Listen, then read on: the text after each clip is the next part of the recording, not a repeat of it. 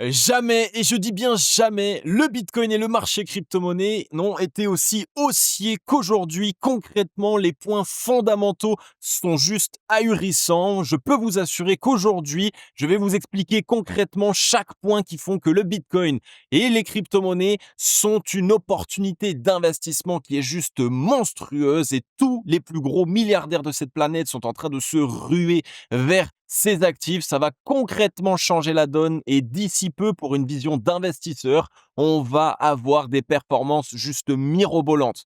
Dans cette émission, je vais vous prendre point par point pour vous expliquer quels sont les fondamentaux du marché crypto-monnaie et qu'est-ce qui fait qu'aujourd'hui, ça représente concrètement l'investissement le plus rentable que nous pourrions avoir sur les années futures.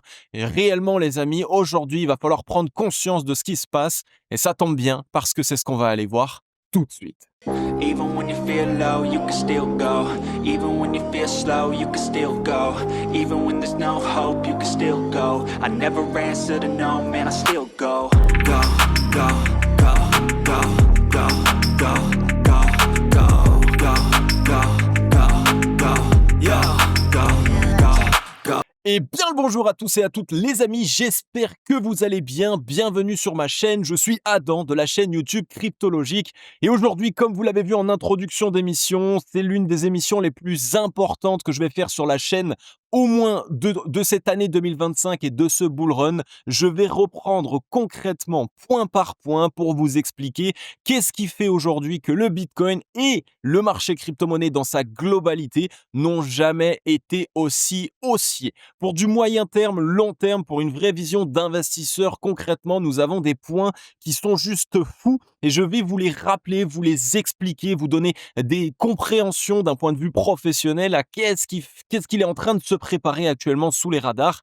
Certes, à court terme, nous avons ici un petit mouvement baissier, mais je vais vous expliquer pourquoi. En ce moment même, les règles sont en train de changer et surtout les nouveaux acteurs, on parle des plus gros acteurs de la planète qui sont en train de rentrer dans le game, qui sont en train d'accumuler à la fois des BTC, à la fois des Ethers, à la fois pas mal de crypto-monnaies qui évidemment ont des bons fondamentaux. Donc vraiment, je sais que vous êtes nombreux à vous poser la question en ce moment, mais est-ce qu'il faut que je vende? Est-ce que c'est le moment de paniquer? Oh là là, mon portefeuille est à moins 20, moins 30, moins 50%. Mais les amis, vraiment, je vais vous montrer, vous expliquer aujourd'hui et prendre le temps pour vous permettre de comprendre qu'est-ce que vous devez regarder aujourd'hui quand vous êtes un investisseur et quand vous avez cette vision d'essayer de vous positionner sur un secteur comme le marché crypto-monnaie. Je peux vous assurer que les points que je vais citer aujourd'hui et que je vais vous expliquer vont vous éclairer jusqu'au bout et ça va concrètement vous permettre de comprendre mais qu'est-ce que vous faites sur le marché crypto-monnaie. Donc vraiment les amis, s'il y a bien une émission que vous devez regarder jusqu'au bout, c'est celle-ci parce que chaque point est très important,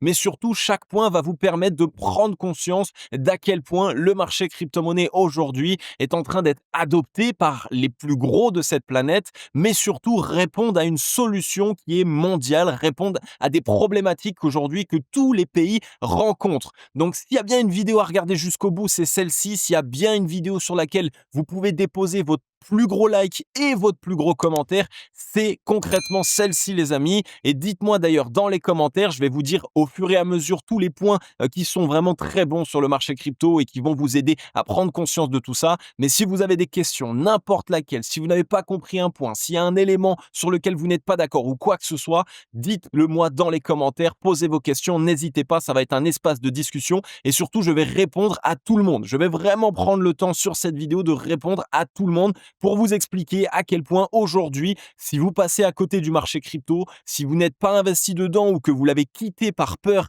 d'une correction plus importante, eh bien, vous êtes en train de faire une très, très grave erreur. Et aujourd'hui, bien évidemment, le marché crypto-monnaie reste, vous allez voir pourquoi, la solution la plus importante par rapport à l'inflation, par rapport à la dévaluation de nos monnaies fiat, par rapport à toutes ces problématiques économiques que nous avons aujourd'hui. Donc, ouvrez bien vos écoutilles, ça va concrètement changer la donne et vous permettre de savoir qu'est-ce qu'il se passe en ce moment, pourquoi est-ce qu'on voit des mouvements de manipulation, pourquoi le marché crypto-monnaie a légèrement chuté. Je vais prendre tout ça point par point. J'ai 8 points au minimum à voir avec vous. Ça va être une vidéo assez longue, mais vraiment, les amis, s'il y a une vidéo que vous devez regarder plutôt que d'aller voir les analyses ou tout ce que vous allez pouvoir trouver sur Internet, c'est bien celle-ci. Et sans vouloir me vanter, je peux vous assurer que, eh bien, aujourd'hui, les points que je vais citer vont vous permettre d'ouvrir les yeux sur ce qu'il se passe en ce moment même.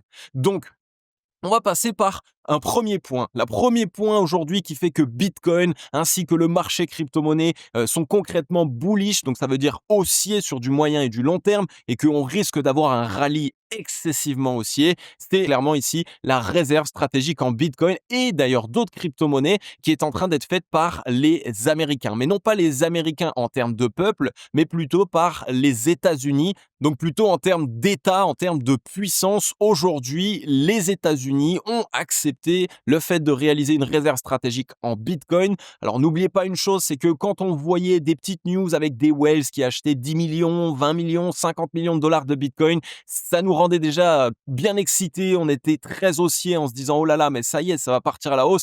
Mais là, on parle des États-Unis, les amis, une réserve stratégique des États-Unis. On parle du coup, évidemment, en plusieurs milliards, peut-être dizaines de milliards, voire même centaines de milliards. Aujourd'hui, on n'a pas les chiffres exacts de combien est-ce qu'il va y avoir d'argent qui vont être déversés et qui vont être consacrés à cette réserve stratégique, mais comprenez l'impact que cela peut avoir sur le Bitcoin.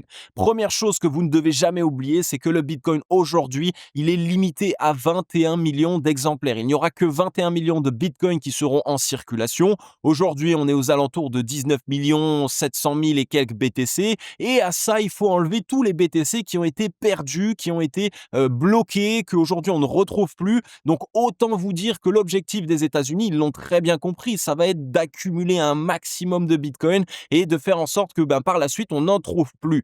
Aujourd'hui, on entre dans une phase qu'on appelle un peu la ruée vers le Bitcoin. C'est une phase dans laquelle il y a tellement de personnes qui veulent détenir du Bitcoin et surtout qui ne les vendent pas. Et aujourd'hui, avec cette arrivée de la réserve stratégique, eh bien que ça va créer une difficulté à obtenir des BTC.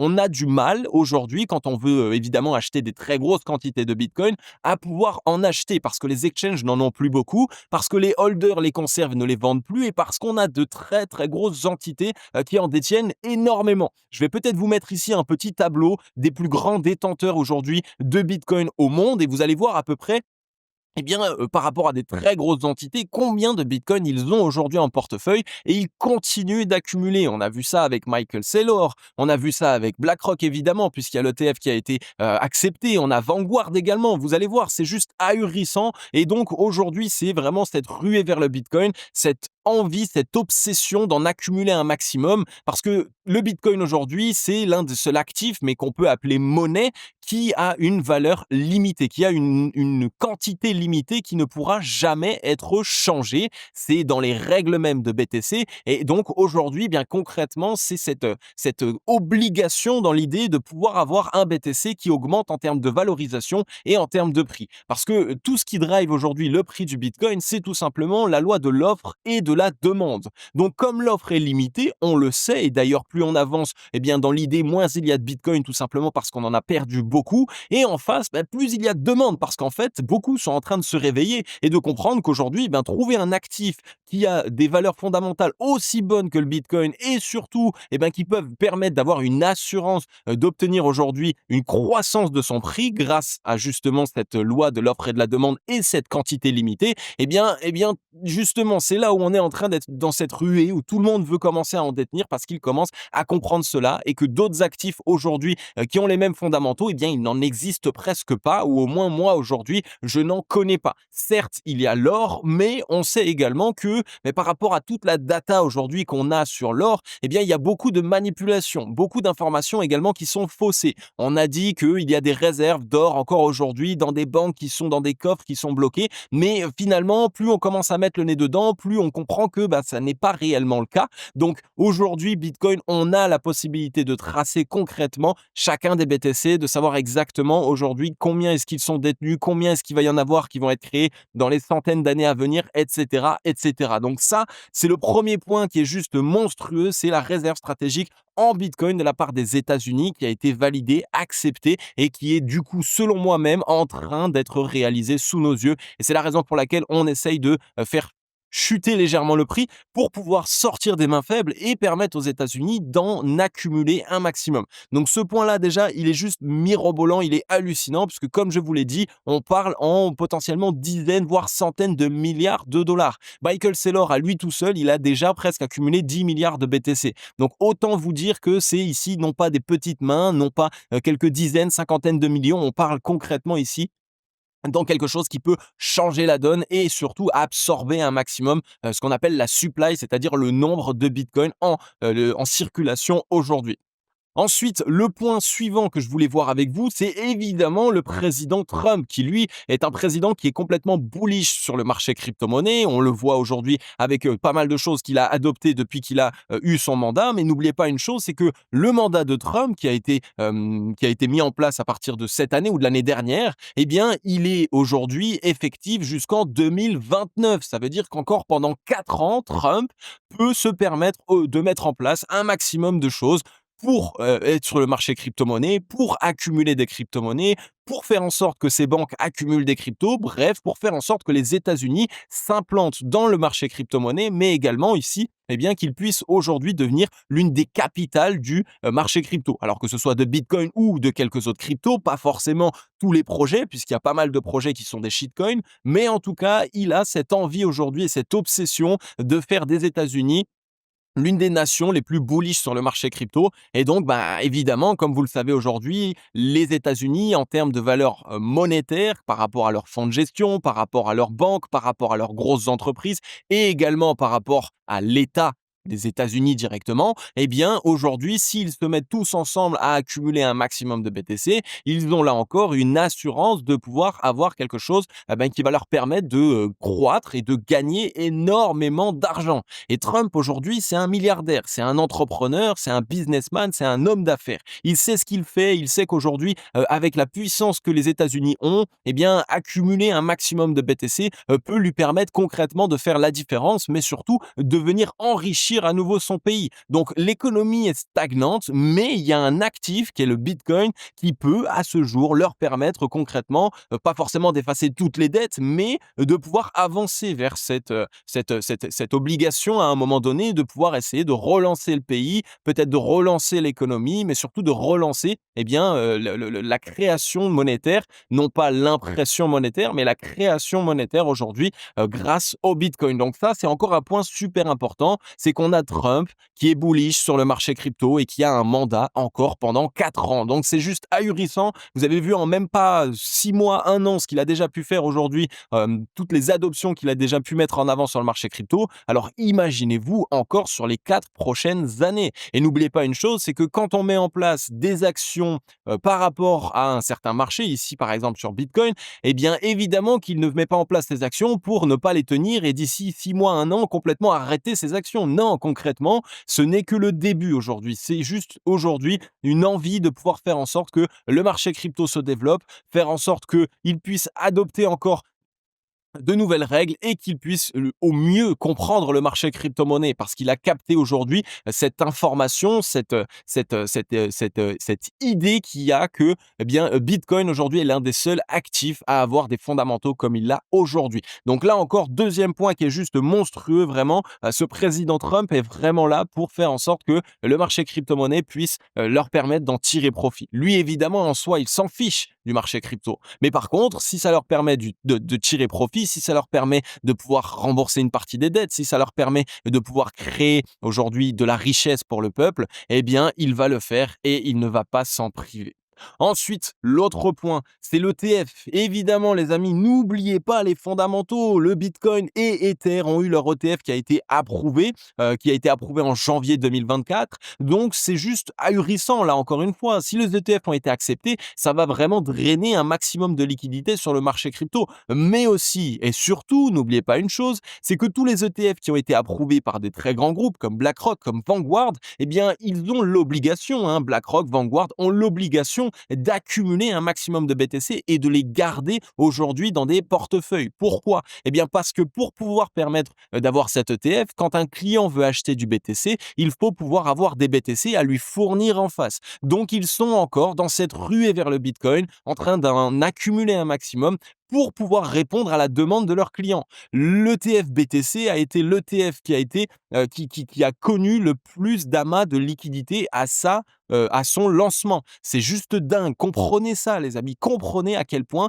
il y a une demande qui est monstrueuse sur Bitcoin aujourd'hui. Et donc, ces très gros fonds, qui sont les plus gros fonds de la planète, qui aujourd'hui ont des réserves et des quantités d'argent qui sont juste ahurissantes, eh bien, ont l'obligation d'accumuler du BTC, mais surtout de les conserver. Parce que eux, leur objectif, c'est de les avoir en portefeuille et quand un client vient en acheter, de pouvoir lui fournir. Donc, ça montre quoi? Ça montre encore une fois qu'il y a une partie de la supply, donc une partie du nombre de bitcoins en circulation qui sont conservés. Eh bien, ça réduit l'offre. Et une fois qu'on réduit l'offre, eh bien, si la demande continue d'être croissante, eh bien, le prix doit exploser à la hausse. Donc là, concrètement, encore un point qui est juste ahurissant, c'est vraiment ici cet ETF qui a été accepté, ces ETF d'ailleurs, puisqu'il n'a pas été accepté que sur Bitcoin, il a aussi été accepté sur Ethereum. Et en plus de ça, ils sont en train en ce moment même de créer un nouvel ETF avec un espèce de top 10 crypto. Donc dedans, mettre 10 crypto-monnaies qui pour eux ont des bons fondamentaux et en créer un troisième. Donc ça va être encore une pression acheteuse sur pas mal d'actifs. Et aussi, ici, une diminution de l'offre, puisque quand il y a des grosses entités comme celle-ci qui en accumulent, ils doivent les conserver. Donc, s'ils ne les vendent pas, eh bien, ça exerce une vraie pression acheteuse sur le cours de ces crypto-monnaies. Donc, vraiment, ça aussi, ne l'oubliez pas. C'est l'année dernière que ça a été fait. Donc, à partir du moment où ça a été approuvé, eh bien, c'est au moment où, du coup, les gros fonds qui ont eu leur ETF, qui ont été acceptés, qui ont commencé à accumuler. Donc, ça fait seulement 1 an qu'ils essayent d'accumuler un maximum de BTC, d'Ether, etc. Donc, c'est sans doute maintenant, sur cette année, où on va commencer à avoir, j'ai envie de dire, un petit point positif, où on va commencer à voir tout simplement l'impact que cela peut avoir sur le cours aujourd'hui. Donc, c'est juste ahurissant. N'oubliez pas une chose également, c'est que quand un ETF est accepté, c'est aussi une approbation. Ça montre que ça y est, eh bien, les banques, les fonds de gestion et tous les États, on va dire, enfin, toute la partie finance aujourd'hui du monde entier, eh bien, commencent à comprendre que le marché crypto-monnaie, ce n'est plus un espèce de petit scam du fonds de bureau et qui permet de blanchir de l'argent ou quoi que ce soit. Non, aujourd'hui, il y a un cadre légal. Aujourd'hui, il y a réellement un réel engouement autour du marché crypto-monnaie, du Bitcoin en partie également. Donc ça, c'est juste fou, encore une fois, et on n'est que au troisième point. Maintenant, mon autre point, ça va être évidemment l'acceptation et l'adoption des banques mondiales pour le marché crypto-monnaie, puisque aujourd'hui, que ce soit du côté des États-Unis, que ce soit en France, que ce soit en Espagne, que ce soit dans pas mal de pays, presque tous les pays, je crois même en Chine, ça y est, ils ont commencé de nouveau à réouvrir un petit peu les vannes. Toutes les banques ont accepté et adopté le marché crypto-monnaie et permettent à ce jour à leurs clients de pouvoir en acheter. Mais n'oubliez pas une chose, c'est que c'est juste ahurissant à quel point ça va drainer des liquidités puisque initialement, quelle est la chose la plus difficile qui bloquait un petit peu l'accès au marché crypto-monnaie? Eh bien, c'était simplement la difficulté à pouvoir aller acheter des cryptos sur des exchanges, mais aussi le fait que les particuliers, les petits débutants qui n'y connaissent absolument rien, eh bien, ils ne connaissaient pas, donc ils n'osaient pas forcément trop faire le pas, ils devaient essayer de comprendre, ils devaient essayer de savoir comment ça se passe, donc ils n'étaient pas sûrs et surtout, ils n'avaient pas forcément confiance. Mais aujourd'hui, quand tu vas voir ton banquier qui est en face de toi, qui t'a toujours promis que les outils financiers qu'ils te proposaient sont des bons outils financiers et ta banque évidemment en qui tu as confiance, eh bien quand eux te proposent un nouvel actif, un nouvel outil financier et qu'ils acceptent que tu puisses en acheter directement par leur intermédiaire, eh bien ça aussi c'est un point qui est juste monstrueux. Ça montre que monsieur et madame tout le monde, Brigitte au fond de la classe et n'importe qui, tout simplement même dans son canapé qui n'y connaît absolument rien en finance, va pouvoir acheter des crypto-monnaies en un seul appel ou alors en un seul rendez-vous avec son banquier. Donc là encore, c'est vraiment un amas de liquidités qui est en train d'être drainé vers le marché crypto et que ce n'est que le début. Donc, on est dans cette adoption mainstream. Ça veut dire que, évidemment, les fonds de gestion, les banques, tout le milieu de la finance sont en train de l'adopter, mais en plus, maintenant, ça va être monsieur et madame tout le monde qui vont pouvoir adopter grâce à ce principe d'acceptation du marché crypto des banques et d'acceptation du fait que n'importe qui aujourd'hui, n'importe quel clampin assis sur sa chaise qui a quelques euros peut aujourd'hui acheter des cryptos sans devoir rien faire. C'est sa banque qui va pouvoir l'aider à le faire. Donc encore une fois, il y a maintenant cette relation de confiance qu'il va y avoir dans cet actif, dans cet outil financier qui est le Bitcoin. Donc là encore, un point extrêmement important qui permet du coup un accès simple, rapide à de l'achat crypto-monnaie pour les particuliers via leur banque. Et donc, si on prend du recul, si on doit faire une petite conclusion sur ce point-là, eh bien, le marché crypto-monnaie devient un réel outil financier. Voilà. Rien de plus, rien de moins. Comme les ETF, comme aujourd'hui on avait les indices, que ce soit S&P 500, CAC 40, le Nasdaq, etc., eh bien, le marché crypto-monnaie commence à devenir un outil financier exactement de la même manière que le Nasdaq, que le S&P 500, que le CAC 40, que nous connaissons depuis très longtemps maintenant et surtout sur lequel il y a énormément de flux monétaires qui s'échangent chaque jour. Donc, c'est un point extrêmement important, mais surtout très, très bullish, ça veut dire très haussier pour le marché crypto-monnaie. Maintenant, encore une fois, le point supplémentaire, c'est que presque le monde entier est en récession. Et donc, qu'est-ce qu'une récession? Qu'est-ce que ça entraîne? Ça entraîne tout simplement un ralentissement de l'économie, une hausse de l'inflation ainsi qu'une hausse de la dette, évidemment. Il faut que vous n'oubliez pas une chose très importante, c'est que le Bitcoin a été créé pour pallier à cette situation. Et surtout, il est devenu public en début 2009, fin 2008, juste après la grande crise des subprimes, et il a été créé pour se protéger des grands changements ou des grandes rotations économiques. Donc, c'est juste incroyable de savoir qu'en 2025 aujourd'hui, le monde entier rentre en récession, l'économie entière est en train de stagner, même largement de décroître. Donc, ça veut dire qu'on dépense plus que l'on ne produit aujourd'hui pour la plupart du monde entier. Donc, encore une fois, eh bien, quand ça se passe de cette manière, il va y avoir une hausse de l'inflation, il va y avoir ici une baisse du pouvoir d'achat, donc tout le monde va avoir des difficultés et c'est évidemment ce qui pousse, que ce soit les petits particuliers, mais aussi les très gros, les entreprises, les pays, les États, etc., à chercher des nouvelles alternatives, ce qu'on appelle des valeurs refuges. Alors des valeurs refuges, il en existe plusieurs. Il y a l'immobilier, il y a les métaux précieux comme l'or, comme l'argent, comme d'autres métaux précieux qu'il peut y avoir,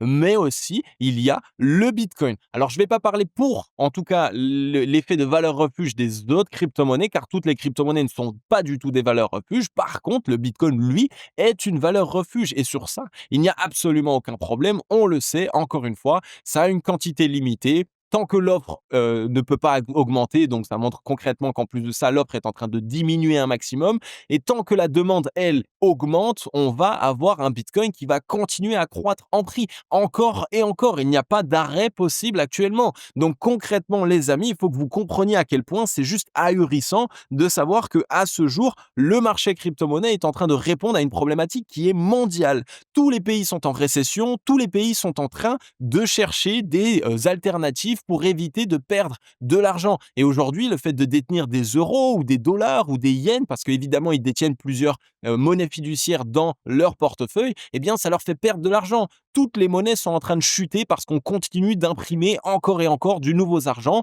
Eh bien, évidemment, comme je vous l'ai expliqué tout à l'heure, les actifs du monde entier aujourd'hui, qu'est-ce qui les drive en termes de pression acheteuse ou de pression vendeuse, eh bien, c'est la loi de l'offre et de la demande. Donc, étant donné que dans les monnaies fiduciaires, les monnaies fiat, on augmente énormément l'offre sans réellement augmenter la demande, eh bien, on est en train de les plomber. On est en train de créer réellement une dévaluation des monnaies et c'est ça qui fait qu'il va y avoir énormément et de plus en plus de recherches d'actifs qui, eux, eh bien, ont ces quantités limitées et ont cette casquette de valeur refuge. Et le Bitcoin, encore une fois, lui, offre cette casquette. Et c'est juste là où vous devez comprendre à quel point, sous les radars, concrètement, par rapport à ce qu'on vous dit, ce que vous entendez dans les médias ou ce que les pays essayent de vous dire, eh bien, malgré tout, tout le monde est en train d'essayer de se ruer vers BTC. En tout cas, quand je dis tout le monde, peut-être qu'on peut exonérer quelques pays, mais la plupart des pays sont en train de le comprendre et surtout, eh bien, vu que la plupart copient ce que les États-Unis font, les États-Unis sont en train de le faire, donc autant vous dire que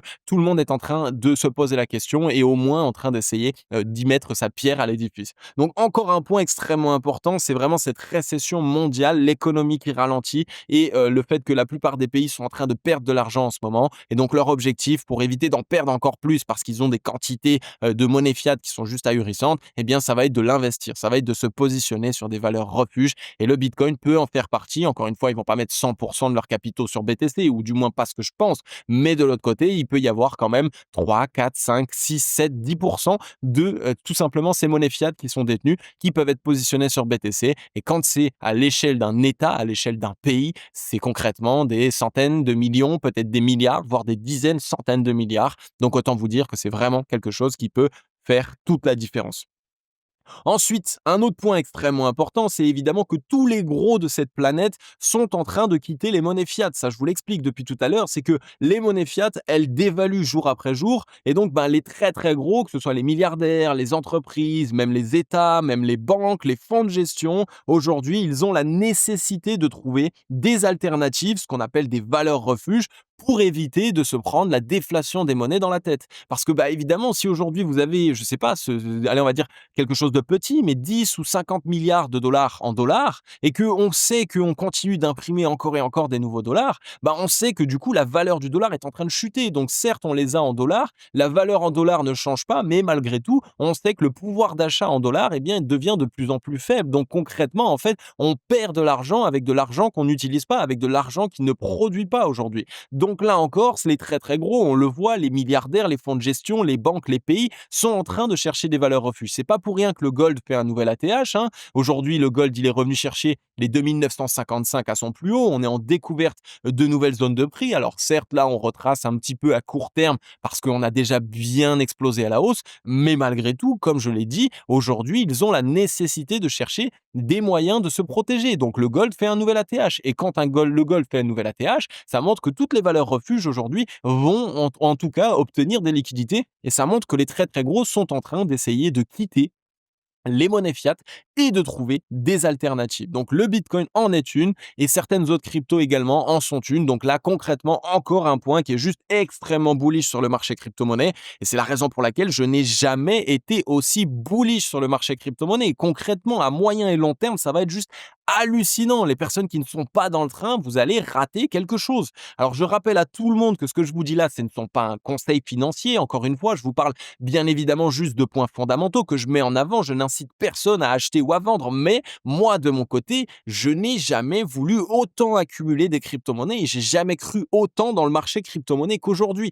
Concrètement, aujourd'hui, le marché devient tellement important qu'on ne peut plus le voir retomber dans les cendres et revenir à zéro comme on pouvait il y a de ça plusieurs années, il y a de ça 5, 6, 7 ans, eh bien, se poser la question et des fois avoir quelques doutes. Donc vraiment, vraiment, les amis, je n'ai jamais été autant bullish et je pense que vous l'entendez dans ma voix, le marché crypto-monnaie, le Bitcoin aujourd'hui, d'un point de vue investissement professionnel, n'a jamais été aussi attractif. Concrètement, les amis, faut se rendre à l'évidence.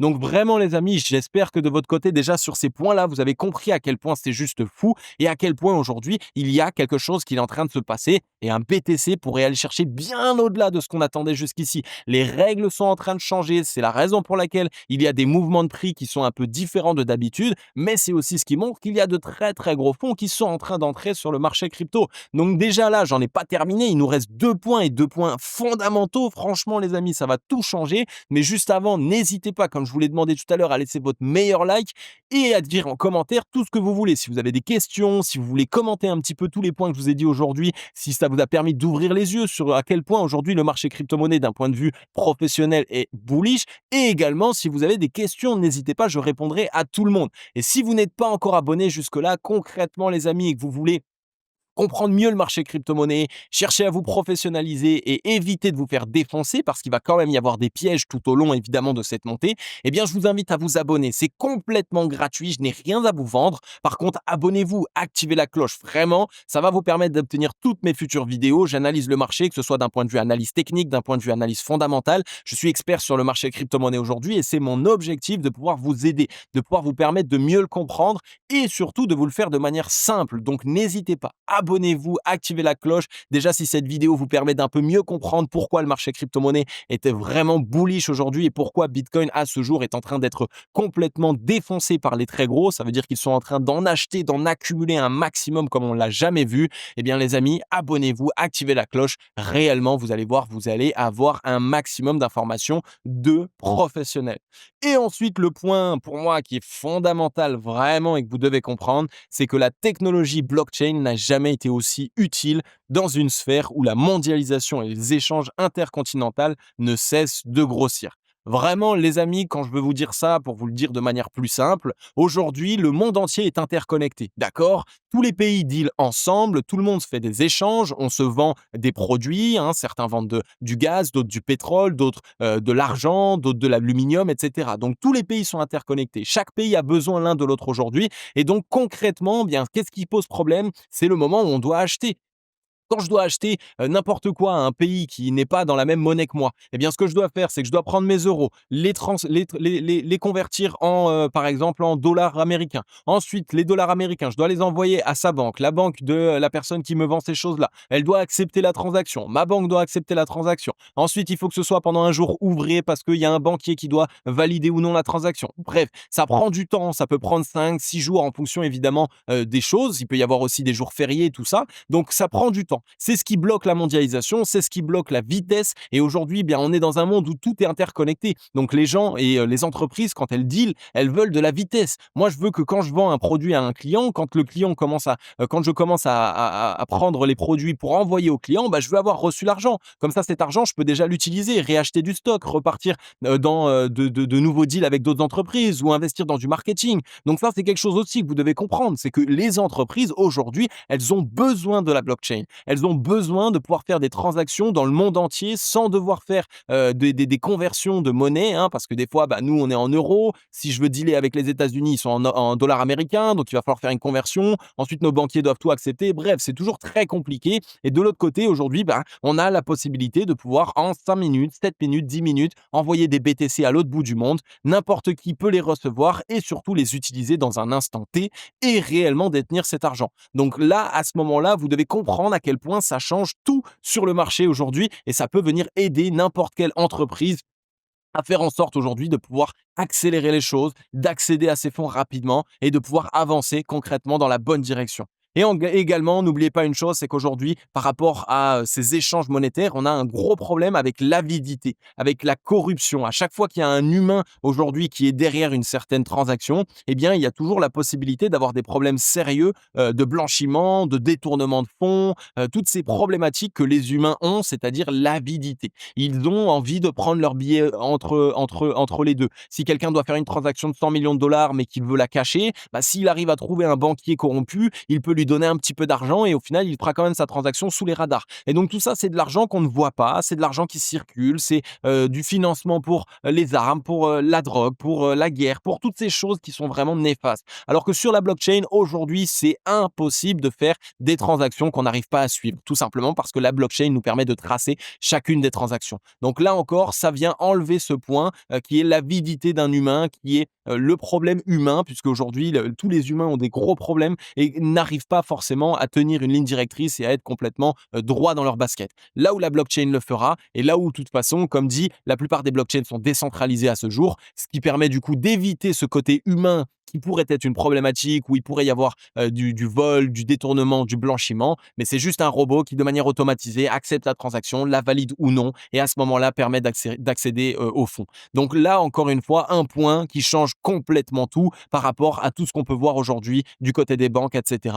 On est dans un monde dans lequel il n'y a jamais eu autant de corruption, autant de malhonnêteté de la part des humains. Donc à un moment donné, je pense de mon côté en tout cas, qu'il faut enlever cette partie humaine, en tout cas sur les transactions, sur la validation des transactions. Il faut quelque chose d'automatisé, un système qui ne peut pas être changé et qui permet du coup aujourd'hui d'accéder directement au fond sans avoir la possibilité qu'un humain entre et vienne complètement tout casser. Donc vraiment les amis, je viens de vous partager 8 points qui sont juste ahurissants à quel point le marché crypto-monnaie aujourd'hui n'a jamais été aussi haussier. Alors évidemment, à court terme, il peut y avoir du bruit, il peut y avoir un petit peu de baisse, on peut faire peur, on peut essayer de sortir les mains faibles, mais à moyen et long terme, jamais nous pourrions avoir aujourd'hui une vision aussi claire sur le fait que Bitcoin en tout cas et quelques autres cryptos qui ont des bons fondamentaux vont continuer de se développer et ce n'est sans doute que le début. Donc je suis complètement excité, je sais à quel point aujourd'hui ces fondamentaux-là, d'un point de vue professionnel en termes d'investissement, une fois qu'ils seront compris par la masse, la plupart du temps, ce sera trop tard pour eux parce que le marché sera beaucoup trop haut à ce moment-là. Mais aujourd'hui, vous avez encore la capacité, surtout qu'on vient d'avoir une très grosse baisse et la possibilité de comprendre chacun de ces points-là et de vous dire que peut-être vous êtes en train de passer à côté de quelque chose qui est juste hallucinant. Donc, j'espère vraiment que vous allez être très nombreux à prendre conscience de ça et à commencer à fourrer votre nez dans le marché crypto, à essayer de comprendre comment est-ce que fonctionne une blockchain, pourquoi est-ce qu'aujourd'hui ça répond à une vraie problématique mondiale, pourquoi est-ce qu'aujourd'hui on a tous ces points fondamentaux qui font que les plus gros milliardaires, les plus gros fonds, les plus grosses entreprises de la planète accumulent massivement des crypto-monnaies et notamment du Bitcoin, de l'Ether et quelques autres crypto-monnaies. Donc vraiment, les amis, j'espère que vous avez compris chacune de ces informations. J'espère qu'elles vous auront aidé à tenir le cap pour les personnes qui aujourd'hui avaient un petit peu peur parce qu'on a eu quelques baisses à court terme et que ça pourra motiver des personnes qui n'avaient pas encore compris jusque-là pourquoi le marché crypto est aussi intéressant et en quoi est-ce qu'il peut aujourd'hui répondre à une réelle problématique mondiale et faire en sorte de continuer sa croissance et vraiment permettre de réaliser sans doute de très très grosses performances pour tout investisseur digne de ce nom qui a la capacité et la possibilité d'avoir une vision moyen et long terme, c'est-à-dire sur 1 an, 2 ans, 5 ans, 10 ans, 20 ans, ça risque d'être juste ahurissant.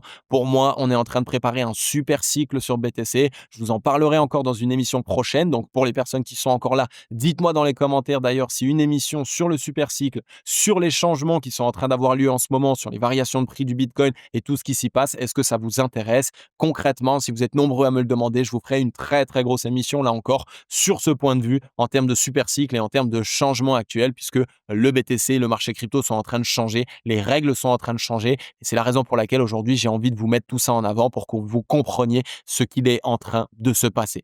Donc bon, j'en ai terminé avec cette émission. Elle a été assez longue, je le sais, mais je sais à quel point j'avais beaucoup d'informations à vous partager. J'avais envie de vous partager mon énergie, mon excitation en ce moment. On est en février 2025. Il y a vraiment quelque chose d'ahurissant qui est en train de se préparer sur le marché crypto-monnaie. Cette vidéo, on reviendra la voir dans 2 ans, dans 3 ans, quand Bitcoin sera à 320, 500 000, peut-être même encore plus. Très difficile à savoir exactement jusqu'où est-ce qu'on sera. Mais en tout cas, la ruée vers le Bitcoin est déjà en marche. Ça veut dire qu'il y a déjà de moins en moins de BTC en circulation. On commence à avoir du mal à pouvoir en accumuler et à pouvoir en obtenir en grosse quantité. Donc, c'est maintenant qu'il va falloir essayer de s'y positionner et d'être patient. C'est maintenant que tout se joue, les amis. L'histoire se joue sous nos yeux. OK? Donc voilà, j'ai adoré vous faire cette émission. J'espère vraiment que pour une fois, cette émission sera vue par beaucoup de monde. Ça permettra enfin aux gens de comprendre un petit peu qu'est-ce qu'il se passe sous les radars d'un point de vue professionnel.